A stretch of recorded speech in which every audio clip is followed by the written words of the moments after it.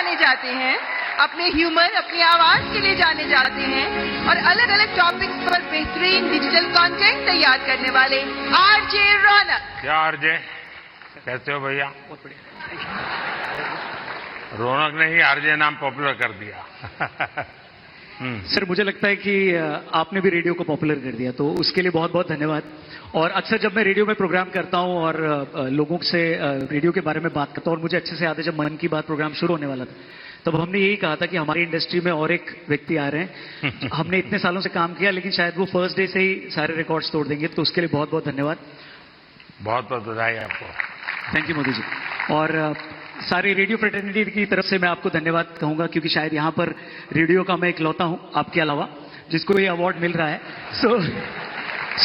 यहाँ बहुत लोग होंगे जो भी दुनिया में होंगे, और मैं पक्का मानता हूं कुछ लोग तो अपने गीत खुद ही रिकॉर्ड करते होंगे, फिर खुद सुनते होंगे, और घर में अगर माँ गुस्सा करती है तो सुनाते होंगे। बिल्कुल। सबकी तरफ से मैंने सोचा था पहले कि कभी मैं ऑनरेबल प्राइम मिनिस्टर से मिलूंगा तो मैं उनसे बउआ के स्टाइल में वही कहूंगा जो मैंने बहुत सारे हजारों लोगों को कहा है, सर नमस्ते सर, मैं बउआ बोल रहा हूँ। बहुत बहुत धन्यवाद। थैंक यू भैया। And now moving on to the best creator in food category, and the award goes to Kavita's Kitchen. एक हाउसवाइफ जो बन गई digital entrepreneur. She has played a vital role in celebrating the rich culinary heritage of India.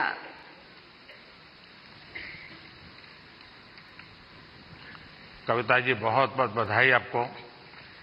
धन्यवाद sir.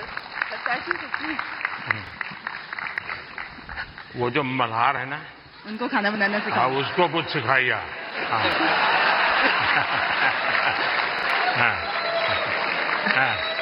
Sir धन्यवाद। और इस वक्त बड़ी खबर आप तक पहुंचा रखेंगे। पेपर लीक कांड पर बड़ा एक्शन हो रहा है। आपको बता दें, सरगनाओं की संपत्ति जब्त करना शुरू कर दी गई है। जयपुर में ईडी ने यह जब्ती की कार्रवाई शुरू की है और संपत्तियों पर अब ईडी ने एक्शन तेज कर दिया है। सुरेश ढाका का फ्लैट जब्त किया गया है। मनी लॉन्ड्रिंग एक्ट में यह बड़ी कार्रवाई अब देखने को मिल रही है। आपको जानकारी दें कि पेपर लीक कांड पर अब एक्शन तेज होता नजर आया है। राजस्थान में नकल माफियाओं पर नकेल कसने की तैयारी भजनलाल सरकार पहले ही कर चुकी थी, लेकिन अब आप देख सकते हैं कि ये ईडी का बोर्ड जो है ये उस प्रॉपर्टी पे लगाया गया है जिस प्रॉपर्टी को यहाँ नकल माफिया जो थे, जिन्होंने सुरेश ढाका, जिन्होंने न सिर्फ राजस्थान में पेपर लीक किया बल्कि पेपर को सर्कुलेट किया, बेचा, और उसकी वजह से कई भर्ती परीक्षाएं जो हैं वो रद्द करनी पड़ी। आप यहाँ पे देख सकते हैं कि notice for taking position under sub section 4, section 8 और यहाँ पे मनी लॉन्ड्रिंग एक्ट का जिक्र जो है बोर्ड में किया गया है। मनी लॉन्ड्रिंग एक्ट 2002 का जिक्र किया गया है और प्लॉट नंबर जो है 67C, यानी कि यहाँ बुलडोजर ऑलरेडी पहले आ चुका था, चल चुका था, लेकिन यहाँ पे अंडरटेकिंग की है ईडी ने, और ईडी ने इस संपत्ति को जब्त किया है और मनी लॉन्ड्रिंग का हवाला देते हुए इस पूरी संपत्ति को न सिर्फ जब्त किया है बल्कि सुरेश ढाका की जो अन्य बेशकीमती जमीन थी, इसके अलावा फ्लैट था, उस संपत्ति को भी जब्त किया है। आपको बता दें कि तत्कालीन अशोक गहलोत सरकार में सुरेश ढाका को धरपकड़ तो शुरू हुई, लेकिन वो पकड़ा आज तक नहीं गया था।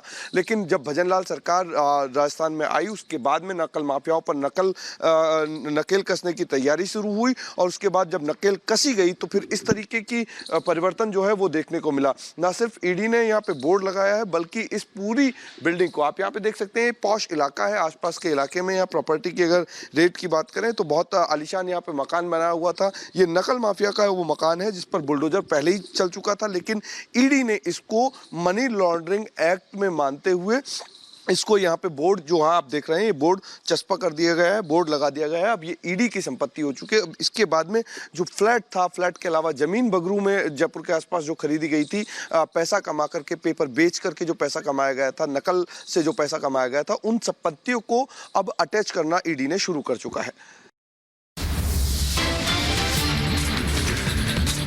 और वक्त एक छोटे से ब्रेक का है, कहीं मत जाइए। ब्रेक के बाद आपको दिखाएंगे शाहजहां के काले साम्राज्य पर सीबीआई का एक्शन सिर्फ रिपब्लिक भारत पर।